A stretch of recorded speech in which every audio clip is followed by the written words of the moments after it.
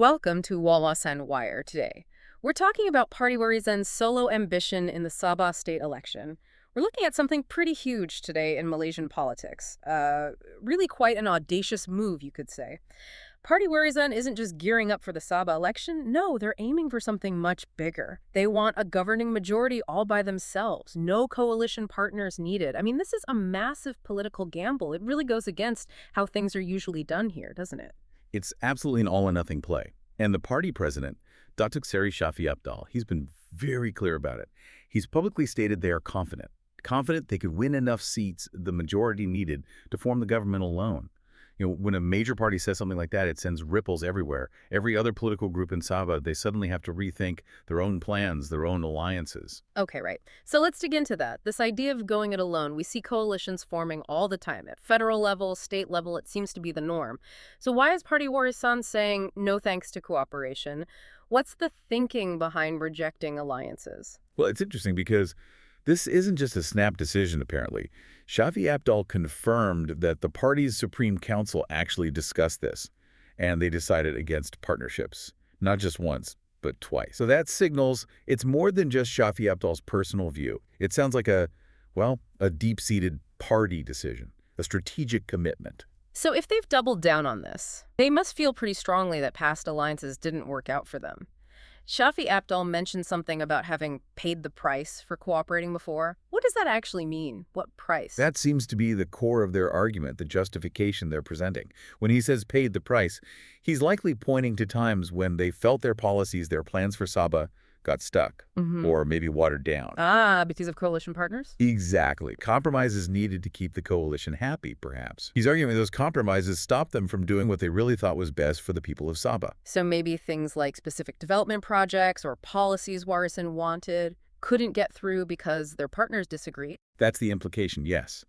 That needing consensus actually blocked effective action, blocked things that would have directly benefited Sabahans. Right. So the message to voters is basically, we tried working with others, it held us back. Give us the full power and we'll deliver without compromise. Precisely. It's a pitch for unhindered governance. They're saying, if you want our full agenda implemented, you need to give us the mandate to do it alone. And, that kind of argument can resonate. People often get frustrated with political infighting and gridlock they see in coalitions. It's quite compelling, but they're not just saying it's better to rule alone. They're saying it's possible. Shafie Apdal is even using Sabah's own history to back this up. Yes, he's making the point that this isn't some wild fantasy. He's pointed to specific examples. He mentioned Party Rakyat Sabah, PBRS, and also Party Bersatu Sabah, PBS. According to him, both of those parties governed Sabah on their own for 10 years each at different times. 10 years each. Okay, so there is precedent within Sabah itself. That's the historical anchor he's using, to show that single-party rule isn't unheard of in the state if the voters give their full backing. But governing alone for a decade is one thing. Those periods also ended, right? What does history tell us about the potential downsides? Well, that's the flip side. While they governed alone, their power often relied on specific conditions. Maybe strong regional support, or perhaps the opposition wasn't very united back then.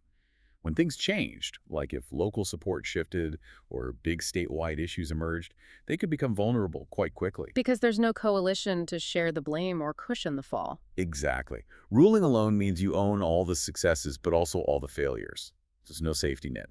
If voters turn against you, the fall can be hard and fast. Shafie Apdal also looked beyond Sabah, didn't he?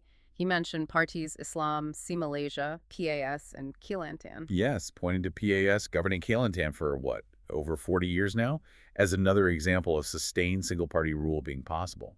The underlying message is, if a party offers something voters consistently want, and voters trust them, long-term solo governance can happen. Okay, so they've got the historical argument. But what about right now? What makes them think this strategy can work today in Sabah? Well, they seem to believe the timing is right. They're banking heavily on the idea that Sabahans aren't happy with the current government. The Gabungan Rakyat Sabah administration, the GRS. Correct. Warisan is suggesting there's a sense of dissatisfaction, a feeling that maybe not enough is getting done under the GRS coalition. Inaction, I think was the term used. What kind of inaction are they pointing to? It often revolves around things like economic progress, maybe recovery after the pandemic, and those ever-present promises about infrastructure, roads, utilities, the usual concerns.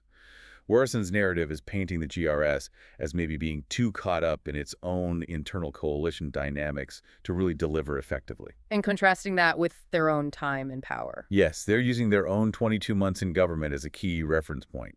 They argue that period, though relatively short, showed they could be decisive when they had the chance. So it's a direct comparison. Look at GRS. That's coalition government. Remember, 22 months. That's what we can do if you give us the reins completely. It's definitely a high-stakes contrast they're trying to draw. Yeah. Asking voters to choose potentially decisive single-party leadership over what they portray as slower, compromise-driven coalition rule. Okay, let's shift to the practical side then, because aiming for a solo majority isn't just about arguments and history. They plan to contest all 73 seats. That's a huge undertaking, logistically, financially. It's immense. You need the organization, the funds, and critically the people. 73 candidates across a diverse state like Sabah. So who are these candidates? Who will be carrying the Warisan banner in all these constituencies? And that's where things get very interesting strategy-wise. Shafie Apdal is playing this very close to his chest. He's refused to give any details, no numbers on how many new faces or younger candidates, nothing specific. Really just waiting. His stance is, everything will be revealed on nomination day. Wow, okay, that's a tactic in itself. Keeps opponents guessing, maybe.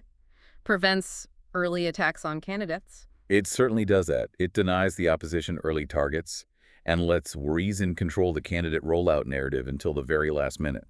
Maximum anticipation, perhaps. But it's risky too, isn't it? Committing to 73 seats without showing your hand, you need strong candidates everywhere. Absolutely. The risk is significant. You can't afford weak links if you're aiming for a solo majority. Think about the challenge.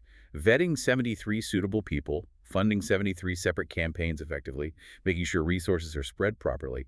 It's much harder than for a coalition where parties can share the load, focus on their strongholds. So they're essentially asking voters to trust the Warisan brand and the solo mandate idea first, even before knowing who the local candidate is in many cases. That seems to be the play. Trust the party, trust the vision, the candidates will follow. And contesting all 73 seats?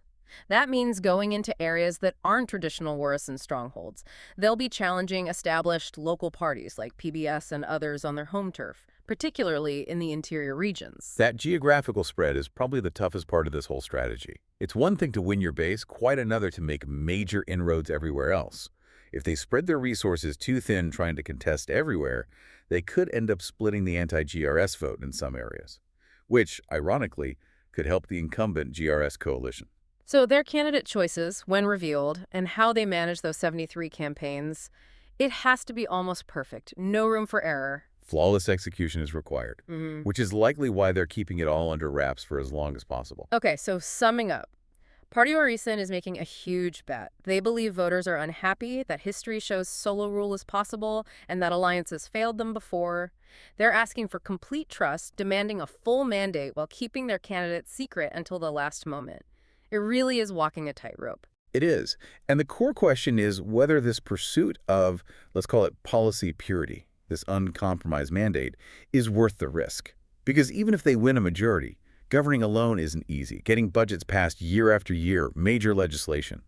It often requires some level of cooperation for stability. So winning the election might just be the first hurdle. Potentially.